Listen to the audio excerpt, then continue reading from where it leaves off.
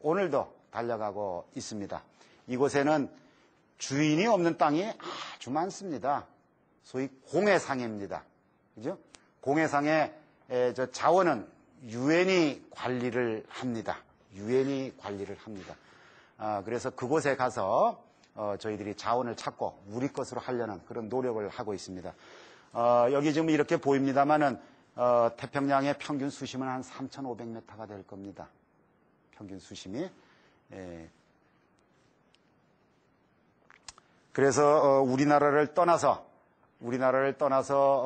태평양 한가운데 가면 하와이 열도가 있지요. 그죠? 하와이 열도가 있고 또 하와이에서도 또 한 2,000km 더 동쪽으로 가면 북미 대륙을 만나기 전에 소위 여기가 북미 대륙이고요. 그리고 여기 하와이 열도고요. 소위 여기 클라리언 클리퍼턴이라는 지역이 존재합니다. 이 지역이 제가 알기에 250만 평방킬로미터인데 250만 평방킬로미터 이 지역을 클라리언 클리퍼턴 지역이라고 합니다. 유독 이곳에 자원이 많이 매장되어 있습니다. 그래서 오래전부터 세계 각국은 이 해저에 매장되어 있는 자원을 자기 것으로 갖기 위해서 경쟁을 해왔고 우리나라도 지난 80년대 말서부터 도전을 해서 1994년에 유엔으로부터 이곳에 자원 개발을 하기 위한 땅을 확보를 했습니다. 정확하게 이곳에 우리나라가 확보한 땅의 면적은 7.5만 평방킬로미터입니다. 남한 면적이 아까 9.9만, 10만이라고 했는데요. 우리나라가 가지고 있는 광구 면적 7.5만은 남한 면적의 4분의 3에 되는 이런 면적을 태평양 한가운데 경제적인 우리나라의 영토입니다. 이걸 우리 해양과학자들이 지금 개척을 해서 현재 이 안에 부존되어 있는 자원을 개발하기 위해서 노력을 하고 있습니다. 저 왼쪽 사진을 보면 제가 알고 있기는 한 수심이 한 5,000m 되는 지역입니다. 프랑스 잠수정을 타고 우리나라 해양과학자가 프랑스 잠수정을 타고 이 지역에 가서 해저면을 직접 눈으로 관찰하면서 찍은 사진입니다. 한 수심이 한 5,000m 되는데요. 여기 도착을 하면 밑에는 우리처럼 밑에 뻘이 있습니다. 그죠? 뻘이 있고요. 그다음에 그 위에 자갈이 저렇게 널려져 있습니다. 자갈이 쭉. 하여간 여기에 있는 자갈 모양의 이런 덩어리들을 저희들은 망간 단계라고 부르는데요. 이게 검은 진주라고도 부르기도 합니다. 방사성 동위원소로 이 망간 단계를 나이를 한번 분석을 해봤습니다. 왜냐하면 이 망간 단계의 크기는 여러분 주먹하고 같습니다. 감자라고 이야기했는데요. 색깔이 까맣고요. 이렇게 패서 보면 수분이 30%, 나머지 70%가 쓸 수 있는 다 광물질입니다.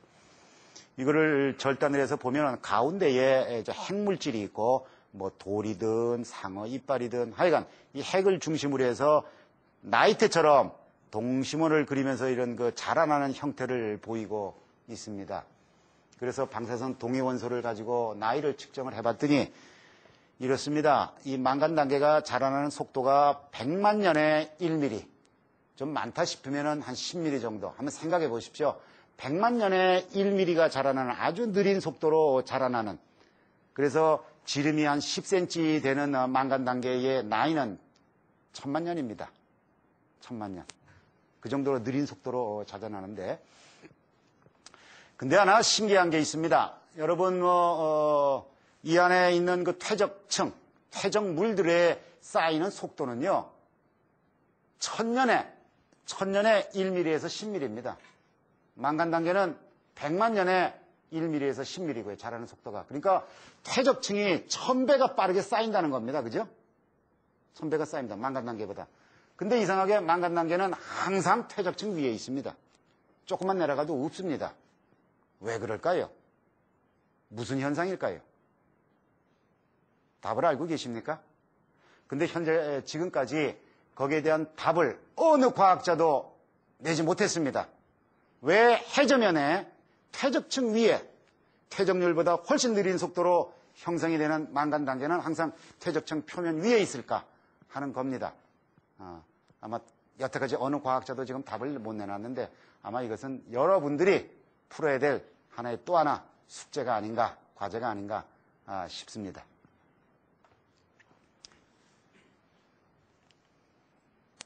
이런 큰 가치를 가지고 있는 망간단계를 어떻게 찾느냐. 우리나라에는 종합해양조사선 온누리호가 가끔 신문에도 나오고 뭐 소개가 많이 됩니다. 이 연구소는 움직이는 연구소입니다.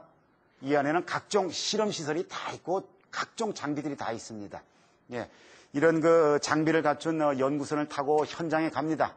그래서 망간단계가 솔직히 있나 없나 저 밑바닥에 우선 카메라를 가지고 관찰을 하고, 두 번째는 실제로 이것이 어떤 화학 성분을 가졌나 해서 여러 가지 툴을 가지고 도구를 가지고 5,000m 밑바닥에 존재하는 망간단계를 채취를 합니다.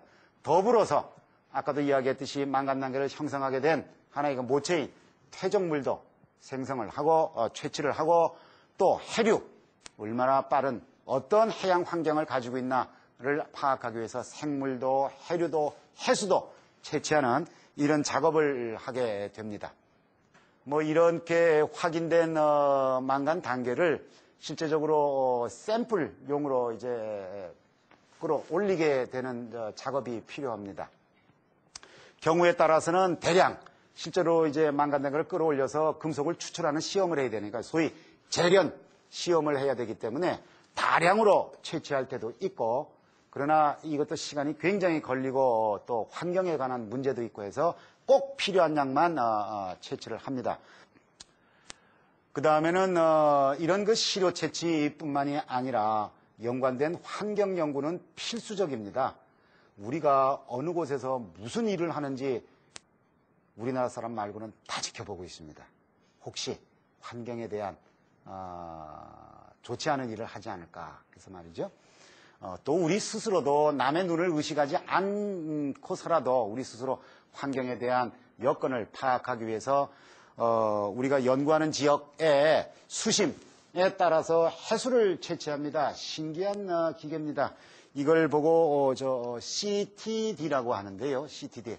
여기 물통이 여러 개 달려 있습니다. 하나, 둘, 셋, 넷, 많게는 24개를 이렇게 물통을 달게 되어 있습니다. 그래서 내려보내기 전에 100m, 200m, 1000m, 1500m, 3000m, 5000m 우리가 명령을 주면 이놈이 쭉 내려가면서 100m에서 온도도 재고 염분도도 재고 그리고 순간 해수를 채취를 합니다. 샘플을. 그 다음 또 200m 내려가서 또 채취하고 1000m 내려가서 하고 정확하게 우리가 원하는 수심에서 필요한 데이터를 얻게 됩니다.